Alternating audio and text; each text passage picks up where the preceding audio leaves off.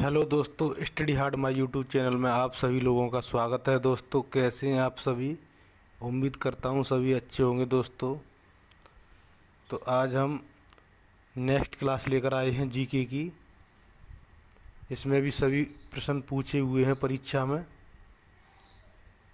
तो सभी महत्वपूर्ण प्रश्न हैं। आप लोग एक बार क्लास को ज़रूर देखिएगा। तो शुरुआत करते हैं दोस्तों। पहला क्वेश्चन है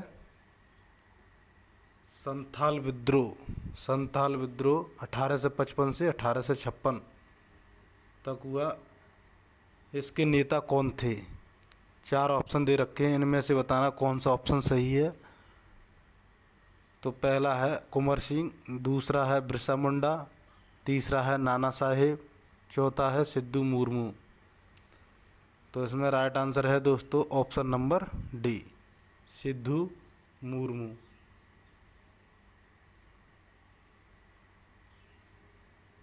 अब है नेक्स्ट क्वेश्चन गवर्नर जनरल के बारे में। अब है किसके काल में दिल्ली दरबार आयोजित किया गया था? किसके काल में दिल्ली दरबार का आयोजन किया गया था?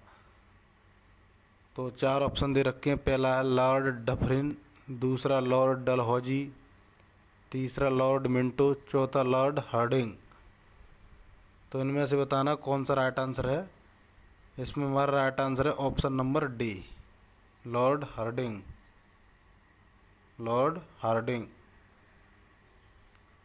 लॉर्ड हार्डिंग द्वितीय के कार्यकाल में दिसंबर 1911 में दिल्ली दरबार का आयोजन किया गया, जिसमें ब्रिटिश सम्राट जॉर्ज पंचम और महारानी मैरी शामिल हुई थीं। इस दरबार में ब्रिटिश साम्राज्य की राजधानी कलकत्ता से हटाकर दिल्ली लाने की घोषणा की गई। इस दरबार में ब्रिटिश साम्राज्य की राजधानी कलकत्ता से हटाकर दिल्ली लाने की घोषणा की गई। किस गवर्नर जनरल का नाम सहायक संधि के साथ जुड़ा है? किस गवर्नर जनरल का नाम सहायक संधि के साथ जुड़ा है?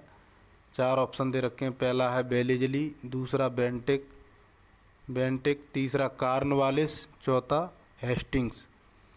तो इनमें से बताना है कौन सा है राइट आंसर।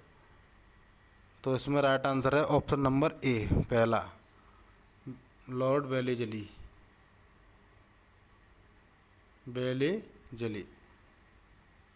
अब है लॉर्ड बेलेजली 1798 से 1805 ईस्वी ने भारत में ब्रिटिश साम्राज्य के प्रसार हेतु सहायक संधि की नीति अपनाई।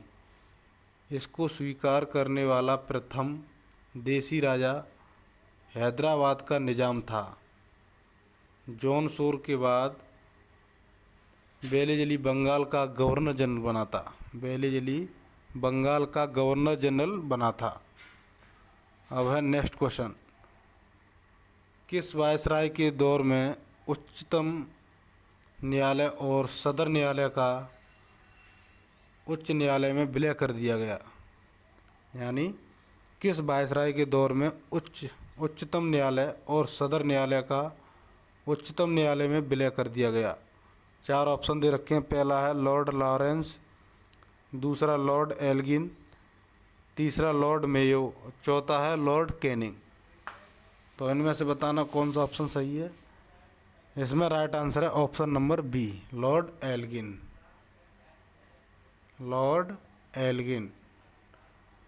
वायसराय लॉर्ड एल्गिन का कार्यकाल 1862 से 1863 ईस्वी की अवधि में था। लॉर्ड कैनिंग के समय उच्च न्यायालय अधिनियम 1861 आया।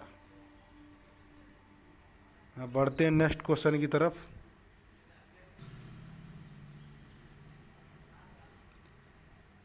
कलकत्ता मदरसा भारत में संचालित शैक्षिक संस्थान खाली जगह द्वारा स्थापित किए गए थे।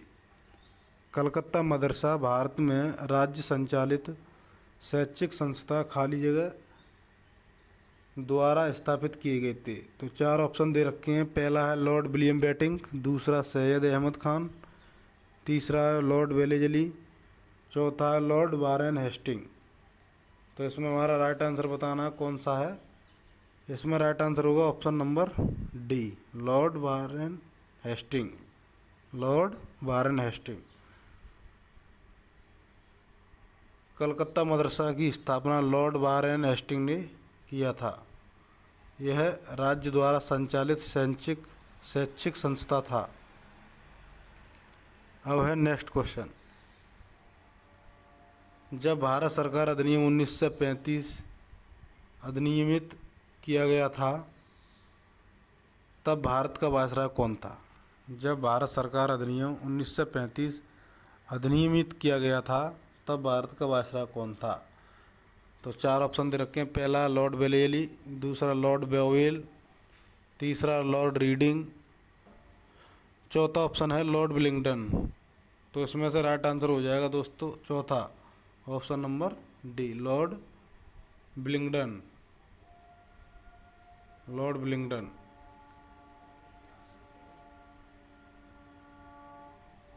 अब है नेक्स्ट क्वेश्चन। नेक्स्ट क्वेश्चन है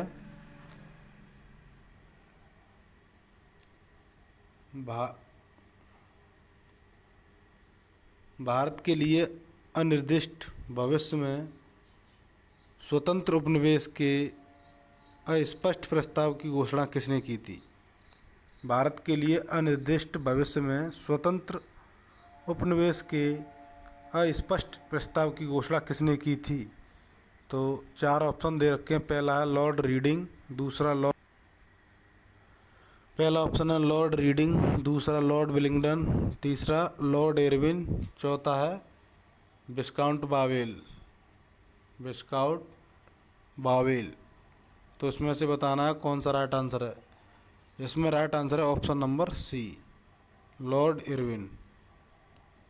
भारत के लिए अनिर्दिष्ट भविष्य में स्वतंत्र उपनिवेश के अस्पष्ट प्रस्ताव की घोषणा भारत के तत्कालीन वायसराय लॉर्ड इरविन ने की थी। अब है नेक्स्ट क्वेश्चन। निम्नलिखित में से किसने भारत में सती प्रथा को समाप्त किया था।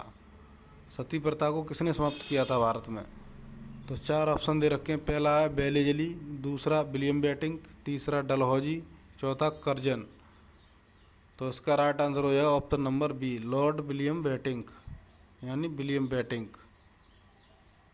किसके साथ की थी। राजा राम मोहन राय के साथ मिलकर। ईस्ट इंडिया कंपनी के शासन के दौरान गवर्नर जनरल लॉर्ड विलियम बेटिंक द्वारा दिसंबर 1829 में बंगाल सती रेगुलेशन पास किया गया था। बंगाल सती विनियम 1829 के नियम 17 के तहत हिंदू समाज में प्रचलित सती प्रथा को समाप्त किया गया।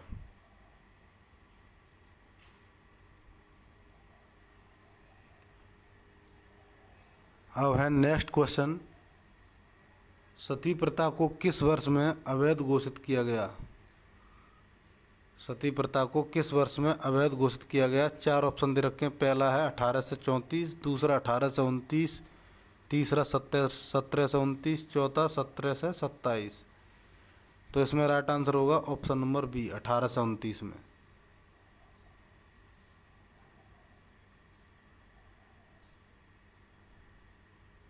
अब है नेक्स्ट क्वेश्चन। निम्नलिखित में से किसने ब्रिटिश और भारतीय न्यायाधीशों के बीच समानता लाने की मांग की थी। निम्नलिखित में से किसने ब्रिटिश और भारतीय न्यायाधीशों के बीच समानता लाने की मांग की थी। तो चार ऑप्शन दे रखे हैं। पहला है मैकाले का विवरण पत्र, दूसरा कॉर्नवालिस का कोड, तीसरा वुड का आदेश पत्र, चौथा एल्बर्ट का बिल। तो इसमें बताना कौन सा ऑप्शन सही है। इसमें हमारा ऑप्शन नंबर डी सही है, एल्बर्ट बिल। अब है नेक्स्ट क्वेश्चन।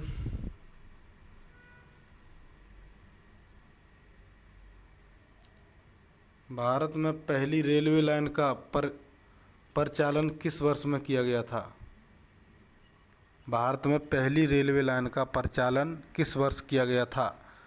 तो 4 ऑप्शन दे रखे हैं। पहला 1813, दूसरा 1857, तीसरा 1853, चौथा 1833।